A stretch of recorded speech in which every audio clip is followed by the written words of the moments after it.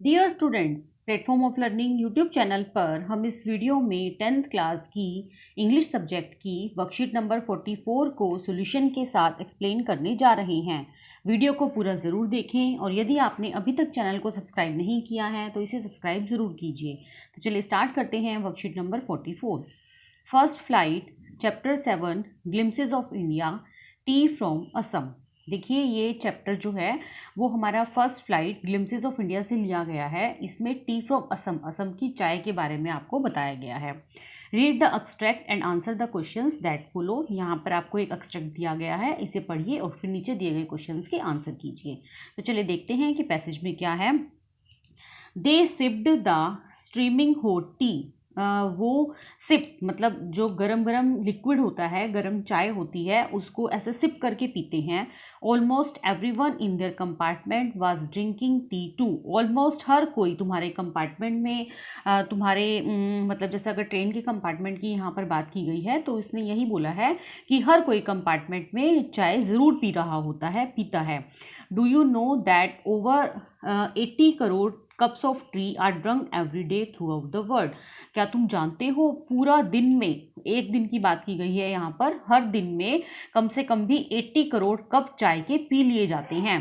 राजवीर ने कहा वो एक्सक्लेम प्रांजल। तो जब राजीव ने उसको ये बात बताई तो प्रांजल ने बहुत एक्सक्लेम का मतलब होता है हैरानी से, एक्सक्लेमेशन है ये, तो हैरानी से पूछा भाई क्या tea really is very popular, क्या सच में चाय इतनी पॉपुलर होती है। The train pulled out of the station. Train जो है वो स्टेशन से चल चुकी थी। Pranjal buried his nose in his detective book again. और फिर प्रांजल दोबारा से अपनी नाक को मतलब सुकोड़ते हुए जो डिटेक्टिव बुक में है, मतलब वो एक डिटेक्टिव बुक रीड कर रही थी, दोबारा से अपनी बुक में उसने अपनी नज़रें गड़ा ली। Rajiv too was an ardent fan of detective story. Ardent का मतलब होता है तीव्र, मतलब तेज। मतलब राजीव भी जो है वो डिटेक्टिव स्टोरीज का बहुत बड़ा फैन था, उसे भी डिटेक्टिव स्टोरीज पढ़ने में मज़ा आता था। But at the moment he was keener on looking at the beautiful scenery. लेकिन इस टाइम पर वह इस ब्यूटीफुल सीनरी को देखने का, उसे महसूस करने का काफ़ी इच्छुक था। कीनर का मतलब होता है इच्छुक, मतलब जिसे हम जानने की इच्छा रखते हैं, जो हमें अच्छा लगता है। It was green green everywhere. हर तरफ ग्रीन ही ग्रीन था, हरा ही हरा नजर आ रहा था। Rajiv had never seen so much greenery before. इससे पहले राजवीर ने पहले इतनी ग्रीनरी कभी नहीं देखी थी। Then the soft green paddy fields gave way to tea bushes. और मतलब पैडी, ग्रीन पैडी फील्ड्स का मतलब है हरे धान के खेत, और उसने इससे पहले कभी भी इतने बड़े हरे धान के खेत, चाय की झाड़ियाँ, टी बुशेस नहीं देखी थी। It was a magnificent view. यह बहुत ही मैग्निफिशेंट मतलब होता है शानदार, बहुत ही अच्छा शानदार व्यू था, नज़ारा था।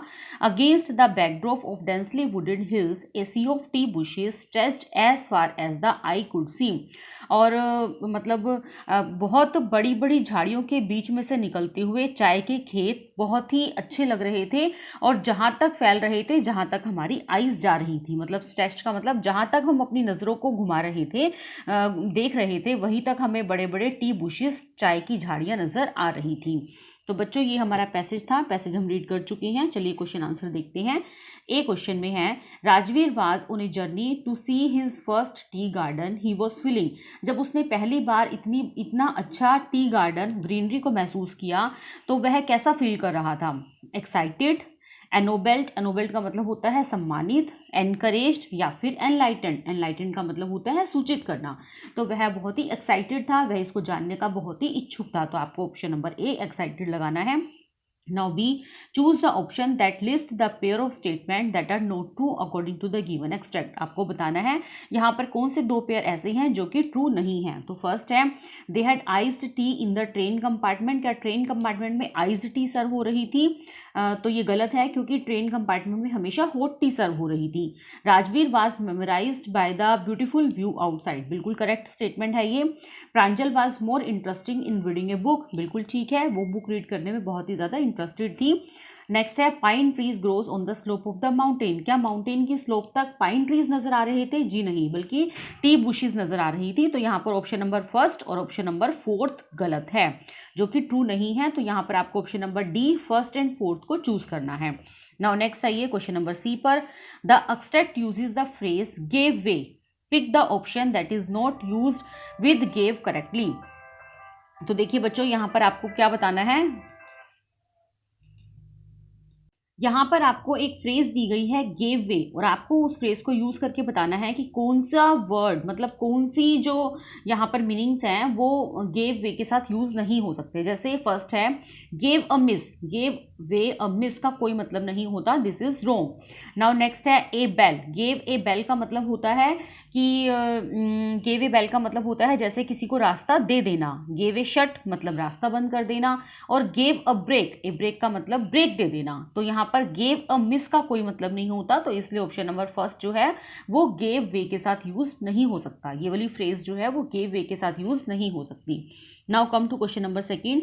What are the two legends about the origin of tea. चाय के ओरिजिन के बारे में कोई भी आपको दो बातें बतानी है।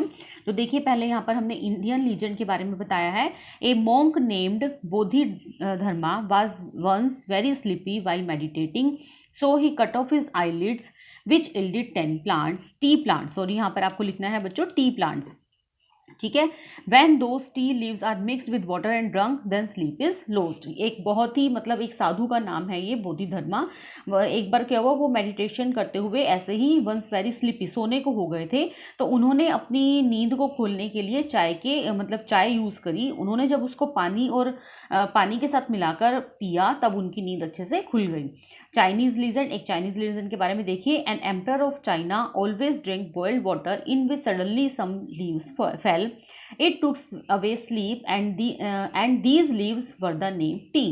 चाइनीज भी इसी तरह से एक चाइनीज ड्रिंक के बारे में बताया गया है कि जब हम उसको पानी के साथ मिलाकर उसमें कुछ पत्तियां डालकर उसको उबालते हैं और उसको पीते हैं, तो हमारी नींद जो है वो अच्छे से खुल जाती है, और उन्होंने उसको क्या नाम दिया? टी का नाम दिया। उन्होंने उसको कहा कि ये चाय है। नेक्स्ट है use indirect speech to complete the following sentences. Is this the second flush or sprouting period mister Barua, Rajveer ask. तो यहाँ पर चेंज कीजिए आप इसको इंडायरेक्ट में, राजवीर आस्क्ड मिस्टर बोरवा। अब यहाँ पर कंजक्शन लगेगी वेदर, वेदर दिस चेंज हो जाएगा दैट में, whether that was the second flush or sprouting period. इस जो होता है वो वाज वर्ब में चेंज होता है, तो यहाँ पर इस चेंज हो जाएगा बच्चों वॉज में। नेक्स्ट है it last from May to July and it's the best team. He further added that conjunction लगेगी, इट उसके बाद लास्ट फर्स्ट फॉर्म है, change into second form. It lasted from May to July and yielded the best tea. यहाँ पर भी yields जो है first form है, तो वो सेकंड फॉर्म में चेंज हो जाएगी, yielded the best tea. Now next है you seem to have done your homework before coming, said Pranjal's father. तो Pranjal's father said that he, you जो चेंज होगा वो प्रांजल के अकॉर्डिंग चेंज होगा।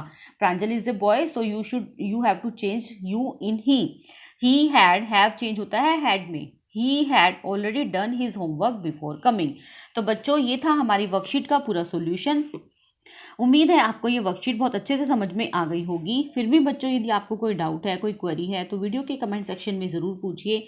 मैं आपके कमेंट्स का जल्दी से जल्दी रिप्लाई करने की कोशिश करूँगी। वीडियो को लाइक और अपने फ्रेंड के साथ शेयर ज़रूर कीजिए। Thanks for watching, have a nice day.